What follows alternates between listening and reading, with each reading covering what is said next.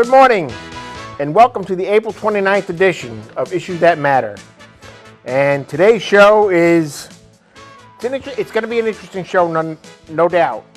But we're going to be talking about our society's most valuable asset that is also our society's most vulnerable asset. And I'm speaking of the children of today. And with us and joining in the conversation, we have Shelley Fleming Wigglesworth. Yes. Hi. Welcome back, Shelley. Thank you. For those of you who do not know, Shelley is a journalist, freelance journalist in the Southern Maine area, and she writes for a number of different publications, and she also serves as a co-host and guest host on Issues That Matter. And again, welcome. And we also have Brandy Clayton Clapper. I think I mess up somewhere. Clap on, clap off the clapper. I've heard it my whole life. It's fine. Welcome. Brandy Clapper from Kids Peace. Brandy, welcome. Thank you. My opening question would probably be, Brandy, what is Kids Peace all about? Kids Peace is a nonprofit private charity for children and families. We started in 1882 in Pennsylvania. There was a smallpox epidemic, and many parents happened to become deceased because of the smallpox epidemic, and a lot of children were left orphaned. And Kids Peace, they were known as the Thurston Home at that time, opened up their doors for these children to not only care for them. They didn't want to call them orphans. They wanted to call them, children who were being taken care of in a children's home. And they expanded from there to include other children within the community in Bethlehem, Pennsylvania. And that's where we started.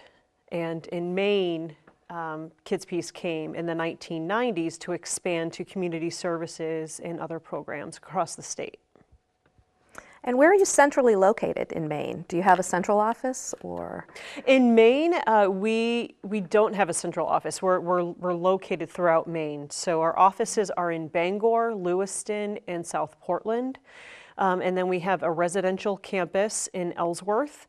And we have 2 schools in Greenbush and in East Millinocket.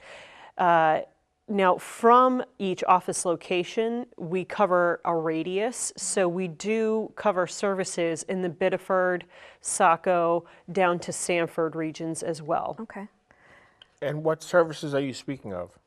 So our services are what we call community programs, and it's to help children and families who struggle from mental health issues, behavioral issues, developmental disabilities. So the programs would be home and community treatment, which is a lot like, let's say when you go to an outpatient counselor, you go and see the outpatient counselor for 1 to 2 hours a week. Home and community treatment is like that outpatient counselor, so it's a licensed clinical counselor. And then you have a bachelor's level behavioral health professional, certified behavioral health professional, going into the home, only it's more intensive. So they're in a family for 3 hours, 6 hours, 10 hours a week, providing intensive in-home therapy. And they span their therapeutic treatment across, let's say, school issues, community integration, so a kiddo who has extreme social anxiety and doesn't want to, go out into the community, or is having, let's say, symptoms of trauma, PTSD, maybe it could be a family who is living in extreme poverty, and they need to know, they need the extra support to learn how to get back on their feet. It's all. It is individualized for each family on what their needs are. And so these 2 clinical people go into the house for several hours a week to tackle those issues in a short period of time. So That's one of our programs. We also do what's called targeted case management. A case manager would go into a home, let's say if a child is having a variety of issues. They could be having medical issues, they could be having issues at school, behavioral issues, it could be mental health issues, it could be medical case management. When I was a case manager, I had a child who had leukemia, but he also struggled from a couple of other things too. But a case manager is your gateway to other things in the community and professionals. So a case manager would, let's say, like for instance, the child that I had who had leukemia, I went in and he was struggling with some issues at school. He was having a hard time concentrating. I mean, obviously. Yeah, it's a heavy burden to carry. Yeah. Right. So he's having a hard time struggling in school, trying to pay attention in school. He's having some behavioral issues. There's some stuff going on at home for him. And then he's also struggling with friendships because of his illness. And so case management I went in and I, advocated for his needs at school, put a school team together, and we had meetings to Support him and get other supports in place. Like, he needed speech therapy, he needed occupational therapy, he needed all these other services besides medical in order to get him back on track, and to get him to live, quote unquote, a normal life. And so case management makes referrals to doctors, specialists, other, like let's say what I said, home and community treatment, we'll make referrals to that, outpatient therapy, anything that the family needs. It's not just the child too, it's also anything that the family needs. Case management makes sure that that is all put into place. They're the gateway to putting supports in place. Now, are any the families expected to pay for this service, or so this how do you do, so how our does that work? services are mostly funded by Maine Care. It's unfortunate that other insurance companies don't pay for these services, and I don't know the exact logistics of why that happens, but with Maine Care, because our services are deemed medically necessary. So when we go into a home, it's usually because it's something that can't be handled in a doctor's office when our services, go into the home. Do people need a referral for the services? They can or refer themselves. They can. That's very good Yes, to know. they can call our South Portland office. They can go to kidspeace.org and they can access our information that way, or they could call 771-5700. That's our South Portland office for this area, and tell us what's going on, and we can tell them what service would be appropriate for them to help them out. What brought you into this field? Okay, that's a big question. So, I started out as an artist. My past life is an artist. I'm still an artist. Yeah, you'll always be an artist. Right. So I went to college to be an artist. I had my own website. I had, gallery showings. I was the artist. And What kind of art did you do? I tell people it depends on what the issue is that I'm trying to tackle, and then I use an art form around that. Therapeutic, sort of like a therapeutic art. Yeah. Yes. Yeah, So yes, and my work has always been psychological and sociologically based, very social justice based. So so then I'm also very close to my father. My father, this will make sense in a second.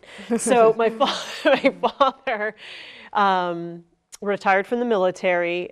He was in for over 30 years, and he ended up getting his, with his GI Bill, he ended up becoming a clinician, so a licensed clinical counselor. Went through all the schooling for that. Came into this field that I'm in now, And he said, Brandy, like, you know, he loved this field. He's since passed away, so when I'm using past tense, that's why. But he loved this field, but I remember him calling me up and saying, this is really what you're supposed to be doing. He knew that, so he was knew guiding that. you. He knew that. And so he pushed me into this field. He kept saying, just get in on the ground floor. He told me what to do to get my certifications. I did that, got in on the ground floor as a behavioral health professional, became certified in that. My first day on the job, going into a client's home and working with the kiddo and the family, I tell people it's as if heaven's gates opened. It was, now granted, you know, the child was screaming and the family's like, what do I do? I don't know how to help him. But for me, I was like, oh, I got this, right? I got can do it. this, okay. And it came so naturally, everything I've done so far, and I've, you know, been in different roles in this job. I've been doing it for almost a decade now. How long have you been with Kids Peace? 6 years.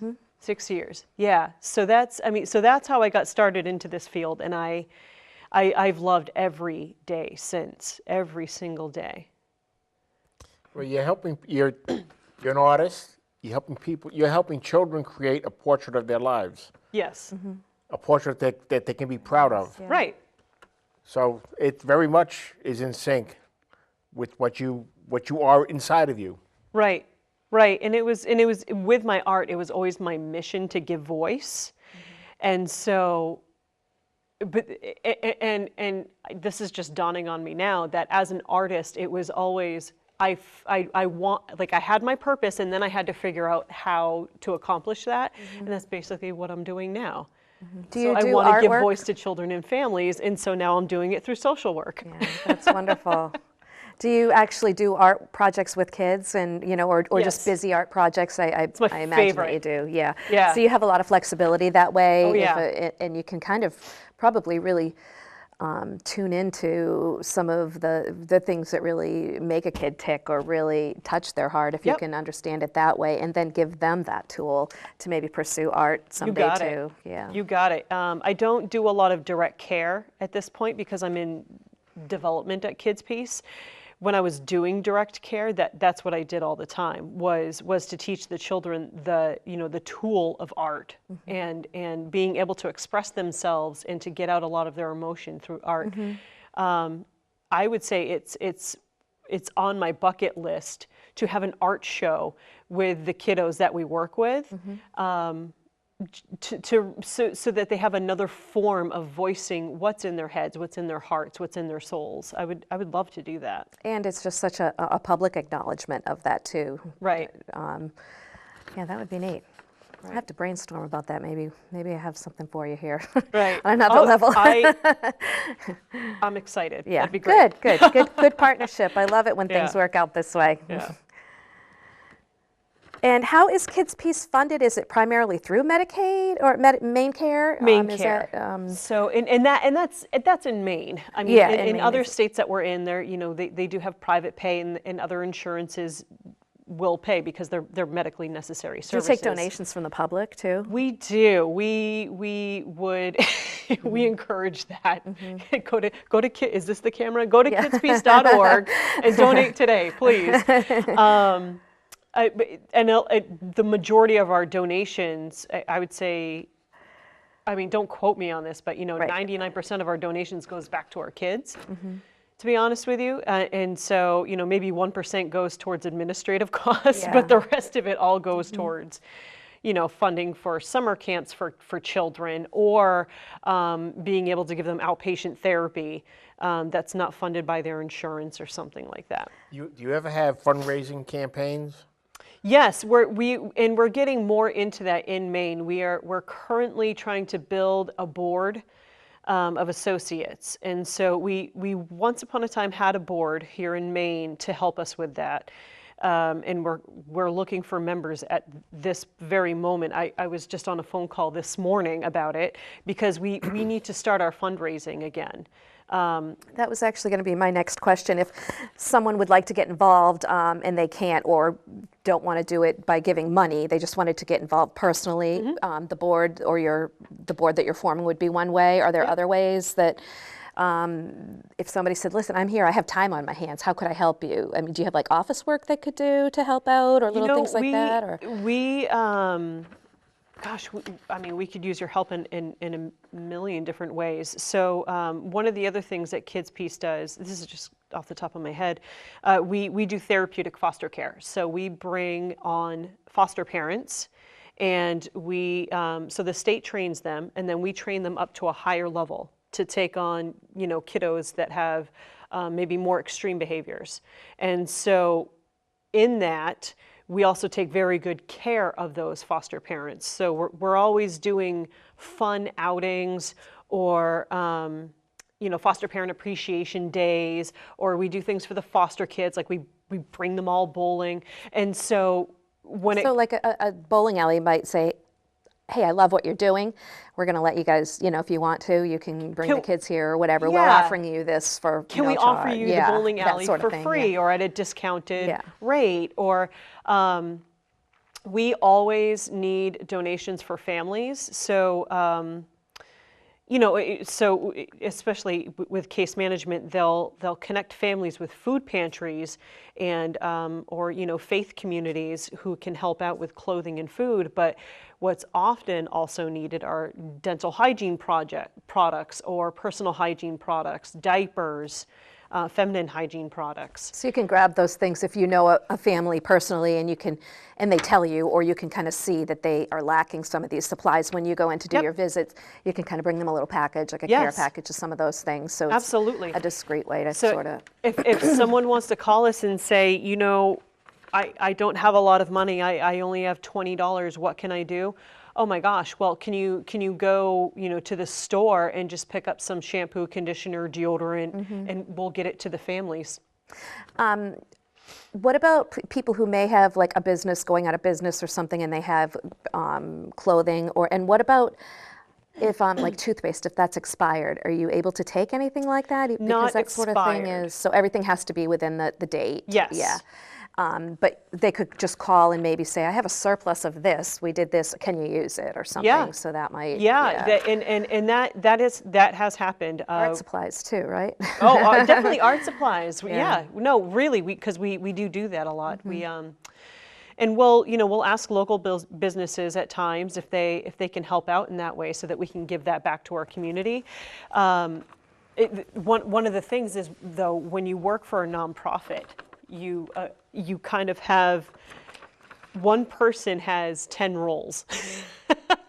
That's just kind of how we work. But if they call, they'll point you to the person that is probably the best suited. Right. For whatever. Well, what I guess the point I was trying to make is we need that help from the community. Right. We need people to step up and offer themselves because we so frequently don't have the time to do that ourselves. And so if people want to come forward and help us, I mean, we would be forever grateful. What would you say would be a screaming need in this community, the greater Biddeford community right now, would you say? The greatest need for supplies? Or if a person wanted to get involved. If a person wanted to get involved, we actually need more people. We need more behavioral health professionals. we need people to come on board at Kids Peace. So what we're finding is with the greater divide of economics, so people, the rich getting richer, the poor getting poorer. More people need our services, and we just can't hire people fast enough to fill that need. We need more people. So if people want to go to kidspeace.org/careers and apply, that would be fantastic. Because quite frankly, I think just as a society, we've really come, we've come away from, neighbors helping neighbors, and or even families helping their own family, because we live so far apart from each other, or we have our own things going on. I mean, it's such a different climate right now. Yep. And we need more people to support each other. And actually, I would say that's the biggest need right now in Biddeford and Saco, is literally your next door neighbor just coming to check on you to see if everything's okay, or to get Johnny off the bus because his mom is in the hospital or sick, or she's at work, and she can't get out in time to pick up Johnny off the bus. And so I would say that's the greatest need, are people helping other people, making sure that your neighbors are able to get to the grocery store to buy their food.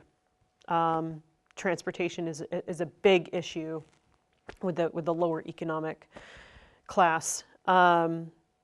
But yeah, if you ask me, I would like to hire more people for Kids Peace. Well, one of the reasons I ask that is because I've been involved in various things, and one of the things that I've learned over the course of time is that the biggest challenge for organizations such as Kids Peace is to build awareness.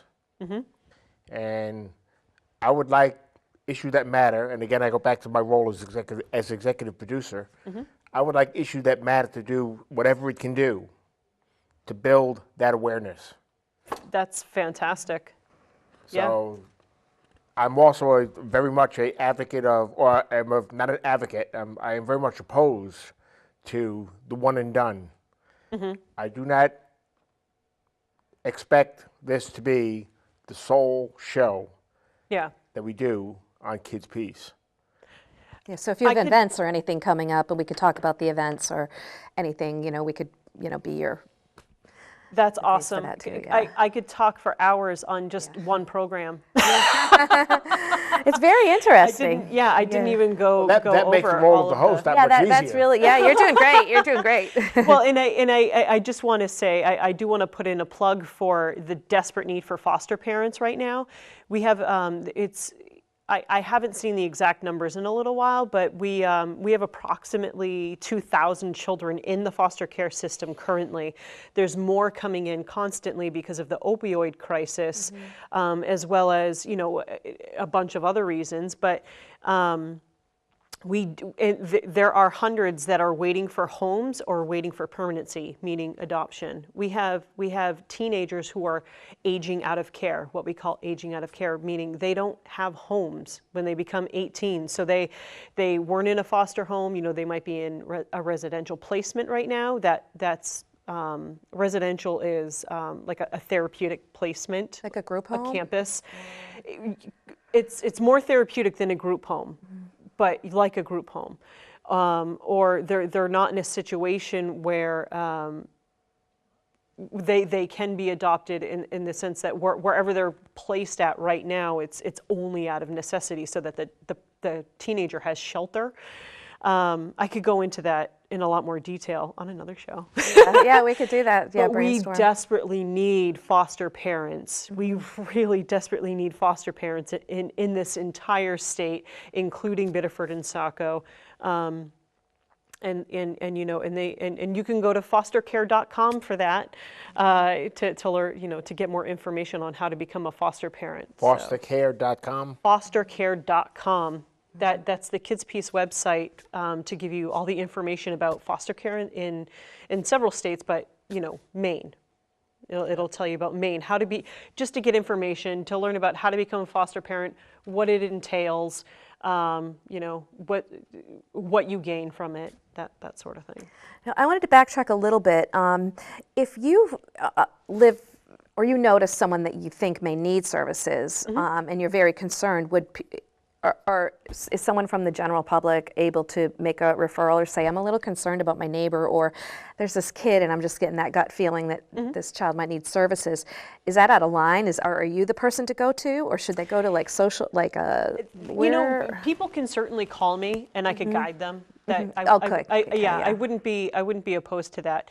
I think having the conversation, if at all possible, with the family, and just saying, I know of services that can help, because when So they could self-refer if they, Yep. if they wanted to. Yep. Yeah, Or even, or someone could if suggest that too. someone from the general public, Yeah. let's say a school teacher notices something going on with a Yes, yeah. child, and if the school teacher wants to talk to the child's parents, and just say, I know of services, and maybe walk through that with the parents, maybe, Do you have a partnership with schools? Because I worked in a school for about 5 years, and I'm not so sure if Kids Peace was one of the organizations that they worked with. But do school teachers have like a resource list, and is Kids Peace on that list for this sort of thing? They or should be. Yeah. They should be. So we've worked with every single school district, I want to Okay, say. good, yeah. I mean, Yeah.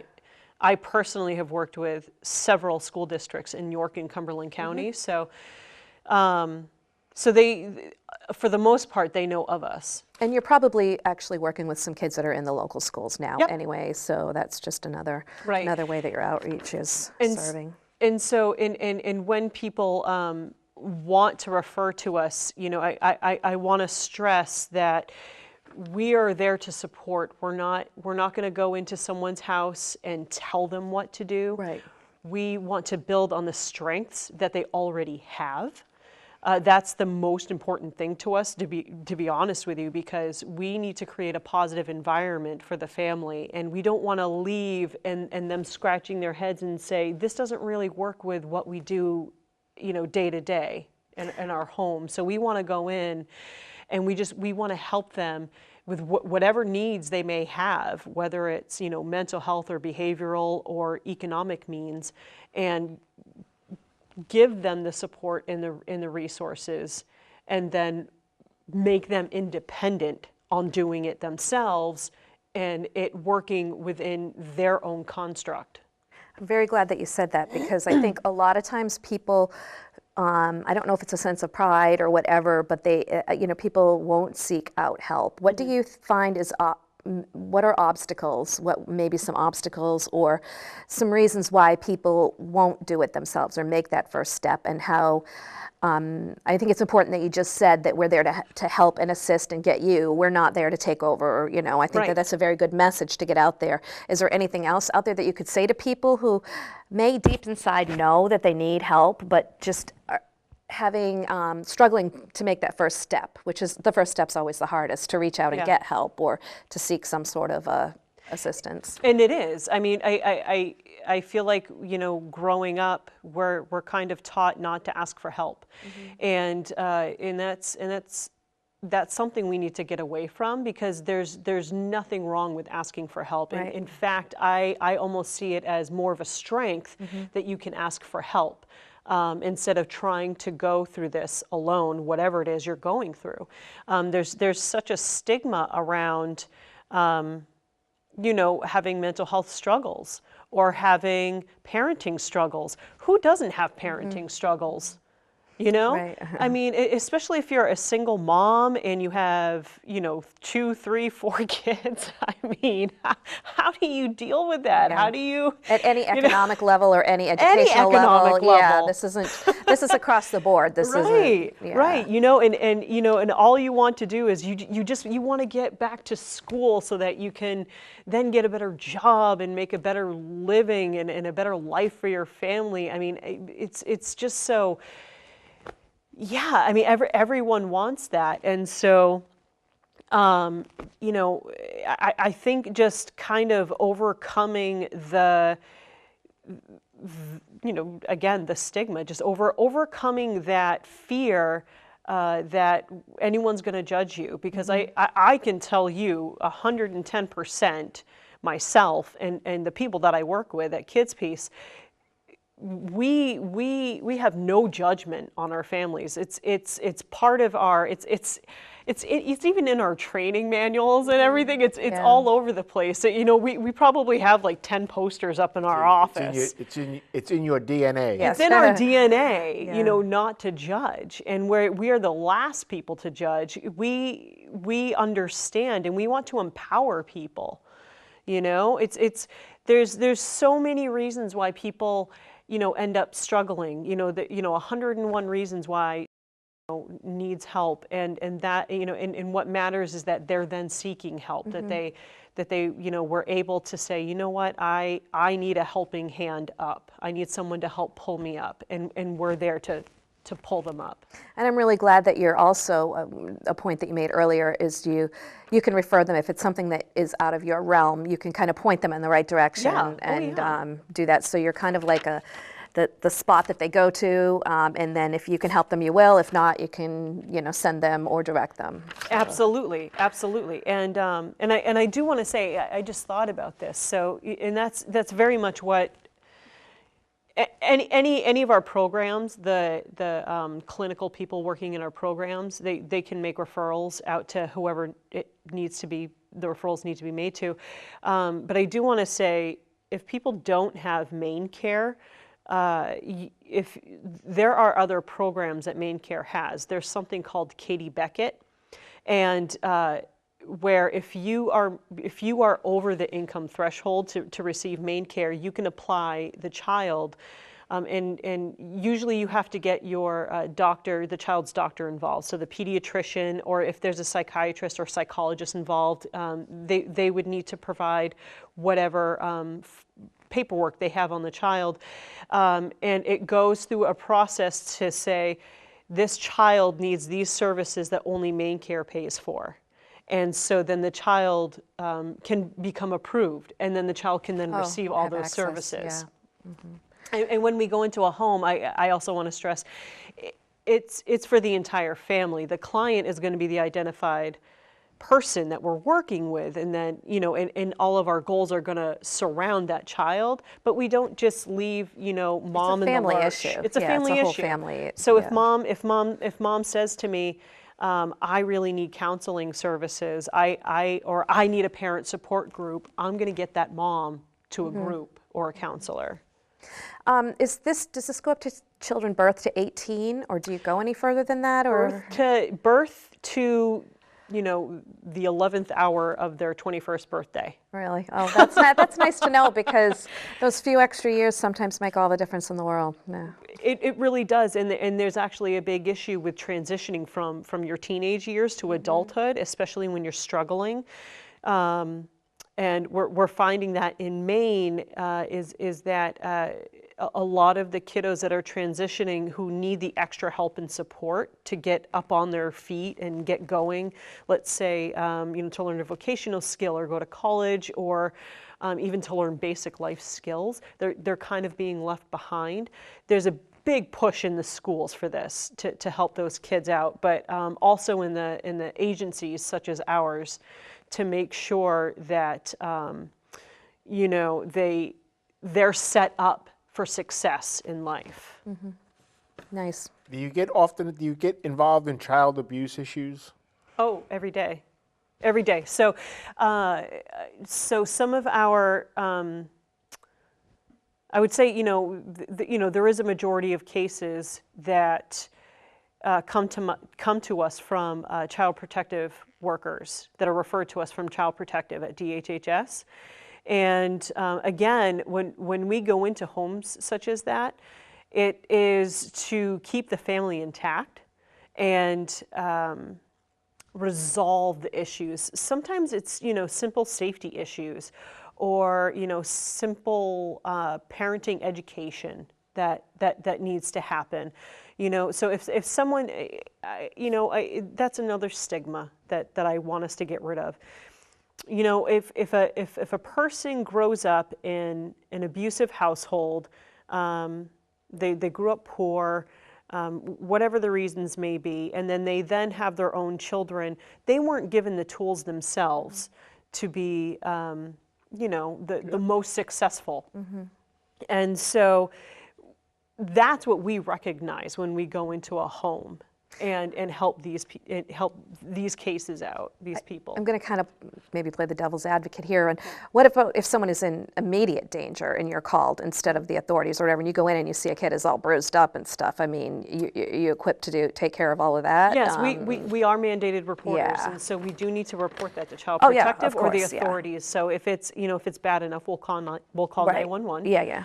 Or we'll call the emergency intake for DHHS. And we have to do that, Right. and it's for the safety Right. of the child. I just kind of wanted to put that out there too, so people don't get the wrong idea. Well, we want to keep families intact, and I didn't want someone to think if a child was in Right. in that sort of danger that would be your primary goal. That's when all. it's and so when safety is at imminent risk, Right. Yeah. absolutely, Right. That's what I meant. And so and when we are working with Child Protective, we are constantly reporting to them, Mm-hmm. with progress and or concerns. So either way, it goes. Right. Good. Yeah. Do you work in concert with any other children's organizations? There are a couple that come to mind because I have some personal involvement in both of them to a degree, very small degree. But Kids Free to Grow is one, and the other is the Stop Main Trafficking. So Stop Main Trafficking, I have heard of it. I haven't. Yes. So I've heard of Stop Main Trafficking, but we're not. Stop trafficking me. Stop, yeah. I'm Yes, sorry. Yeah. I'm Me sorry. and the me is for Maine. Yeah. Yeah. I know I said that wrong. So that is something that I've just been looking into. That I don't know how much Kids Peace can get involved in that. Only because I just haven't had those conversations yet. Right. So I'm new to this role, to the development role, and the role itself is pretty brand new. We're And- talking January. Sex trafficking is really kind of it's a coming out of growing the issue. shadows too. I think it wasn't Human trafficking. Yes. Yes. As a whole. Yeah. Not just sex trafficking. Right. And it is. It's And it's an issue in the United States and here in Maine, and So this is just, that might be another nice partnership there. yeah. If you know of the person that We do. Oh, we do. Great. She's a guest on the show She's quite a- frequently. She's one of our guest co-hosts. I will I would put you in touch with her. Yeah, thank you. Catherine I would love Mossman. that. Yeah. So other community programs that we're involved, we work with Community Partnership for Protecting Children. We are a part of that, and so it's CPPC for short.